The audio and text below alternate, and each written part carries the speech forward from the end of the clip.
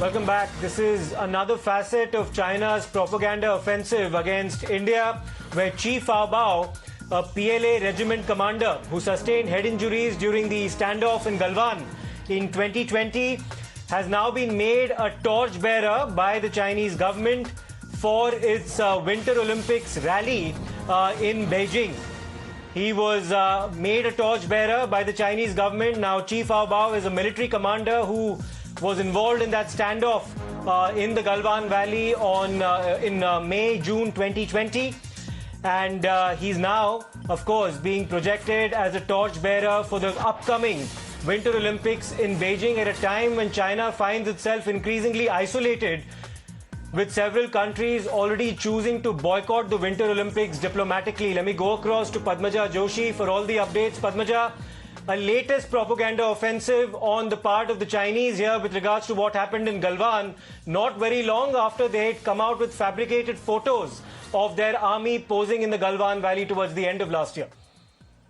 Absolutely. In fact, after that was called out, Siddharth, now this is again typical mind games being played by China, where very specifically of all the people who are a part of their Olympic contingent, they have decided to focus on the PLA regiment commander and saying that he was injured. It's also interesting, though, that even though the PLA hasn't been very forthcoming with the number of injuries and casualties that they suffered in Galwan, slowly these names and identities are coming out.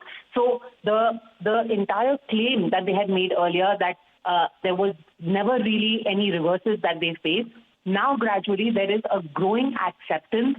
The fact that they have lost people, and there were several of their soldiers who were also injured, but a very, very deliberate attempt by China here to try and play mind games, saying that he was the regiment commander who sustained head injury, and now he has been made a torchbearer for the Winter Olympics torch relay. Siddharth.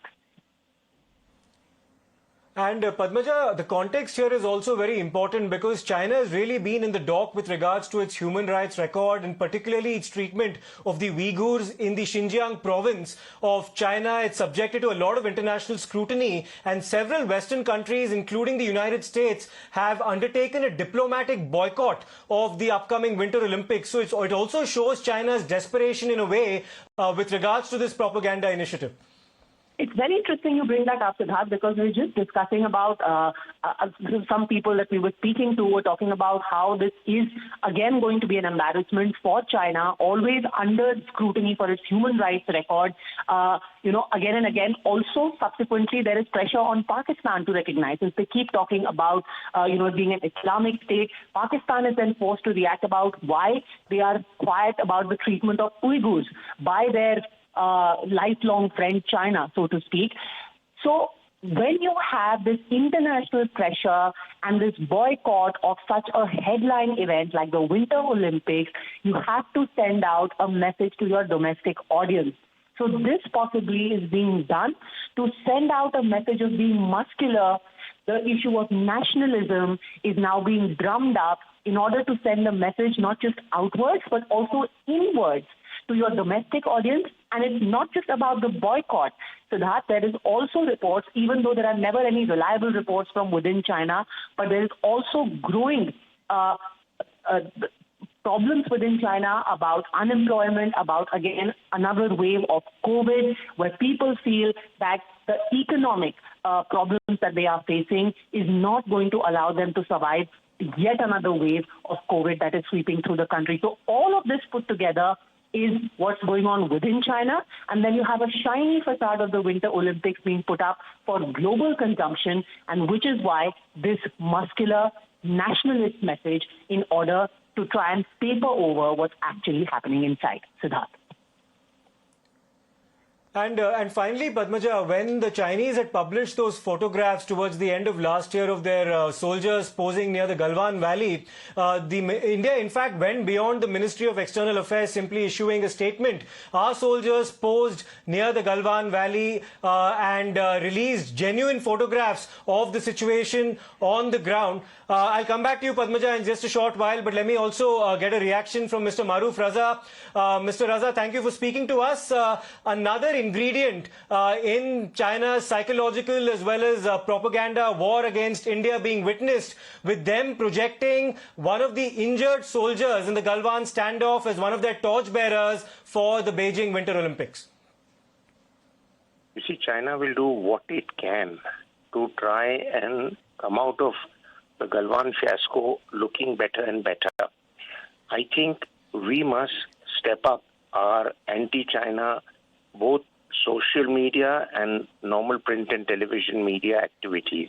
One of our shortcomings has been both after the post-Uri attacks on Pakistan and the Balakot attacks, and now Galwan, whereas the Galwan victims have been given gallantry awards, we have been very hush-hush about our successes there.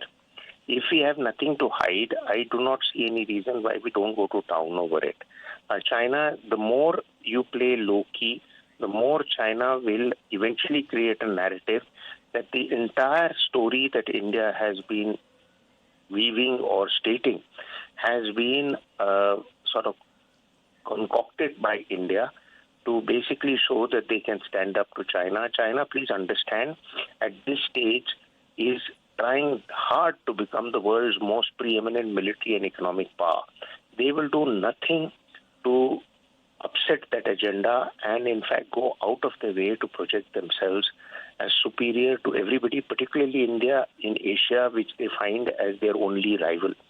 So if they are doing one activity like this, we should do multiple activities. We must start encouraging the celebration of Galwan Day. We must create media narratives by taking the foreign media over to the Galwan part of the LAC and showing where exactly what had happened.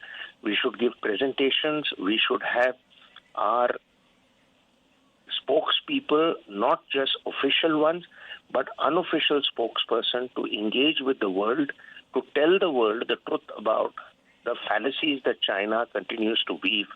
We have been very reluctant to do that. We have been only using official spokesperson. And you know, when an official spokesperson makes a statement, everybody in the international media takes it with a pinch of salt. So why don't we get credible people to make a position that what India is saying is right? That is the one way that you can counter China's official narrative. Right, Mr. Raza, we did see a retort on the part of the Indian Army with regards to the photographs that the Chinese had posted the last time round, with us publishing our own series of photographs or depicting the situation of the Galwan Valley. We'll see what kind of a response we issue to this latest propaganda offensive by China in the build-up to the Winter Olympics. Thank you for your inputs.